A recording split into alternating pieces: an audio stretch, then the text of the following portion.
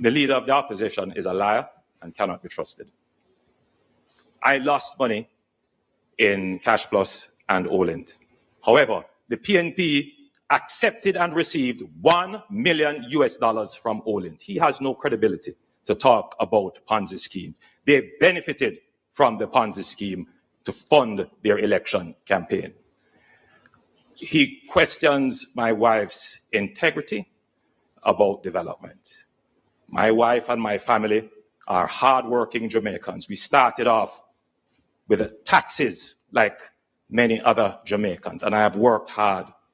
He has sought to weaponize that. But the people who receive me when I go into the country, they say, Andrew, don't worry. No weapon formed against you shall prosper.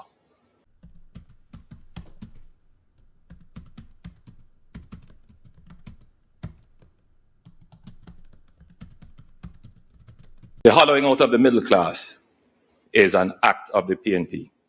They totally decimated the middle class. It is a Jamaica Labour Party that introduced the increase in the non-tax threshold that recreated a middle class in Jamaica. In fact, when you look at the salary profile of PAYE contributors, you would see that their salaries have all risen. It is a Jamaica Labour Party through the compensation review that has increased salaries by over 200 billion Jamaican dollars for public sector workers. The current proposal of the PNP is unworkable.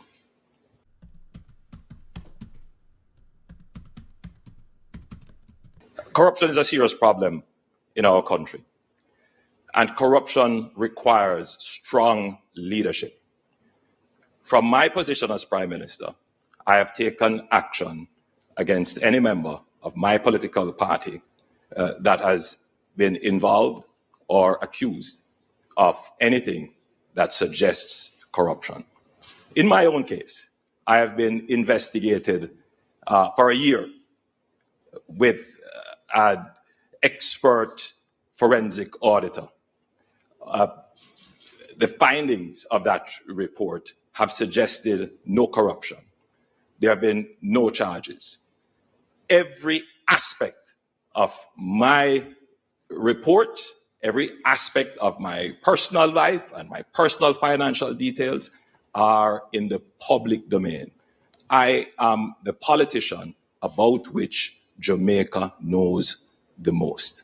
And therefore, I am the politician who can stand with the greatest moral authority to treat with any matter that is considered corrupt, as I have done in the past.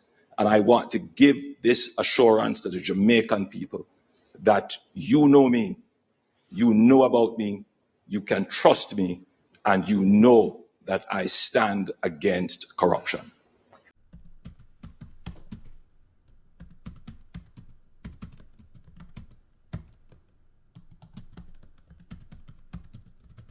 I have to call out that the leader of the opposition is telling lies. Julian Robinson stood in Parliament and said he supported the increase. Clear, and the tapes are there. Secondly, he calls the increase unconscionable, yet he takes it. I, Andrew Michael Holness, did not take it. The option was available to him as well. I chose not to take it. The leader of the opposition says, I have 28 bank accounts. That is absolutely not true. The report of the Integrity Commission includes accounts that are closed, accounts that are dormant, insurance accounts, and investment accounts. Thank you. They have Thank weaponized you, Doctor.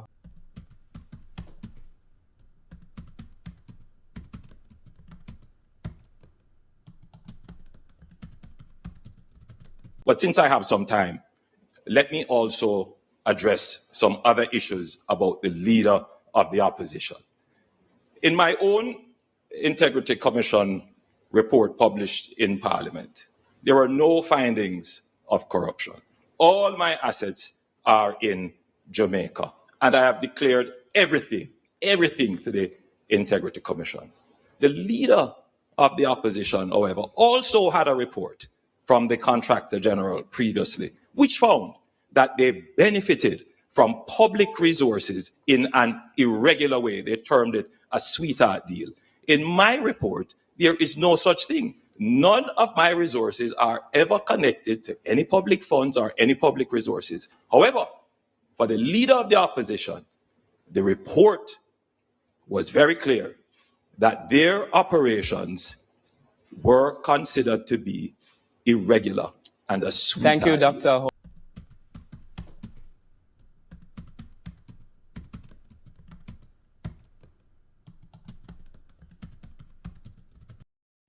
You know, this is a strange one. A man who wants to represent his country must choose his country.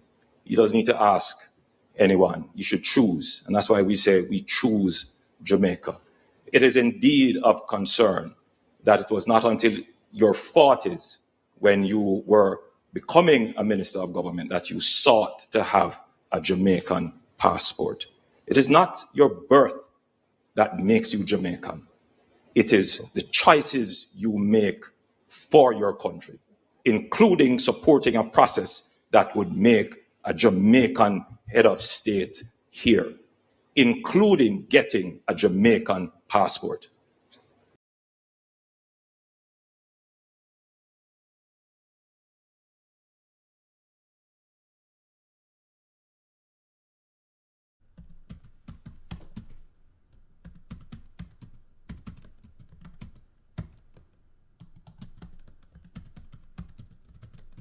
Because of Insincere. Again, you go to attacking my wife when you, according to the Contractor General's report, benefited from a sweetheart deal that was irregular. You benefited off the backs of the Jamaican people in creating your wealth. You were a connected party with the then Minister of Finance, and you advised and created the FinSAC debacle with high interest rate. You benefited from FinSAC. I did not purchase a FinSAC house. I bought a house on the open market. And again, you come with weaponized lies. Your lies will not work. We now go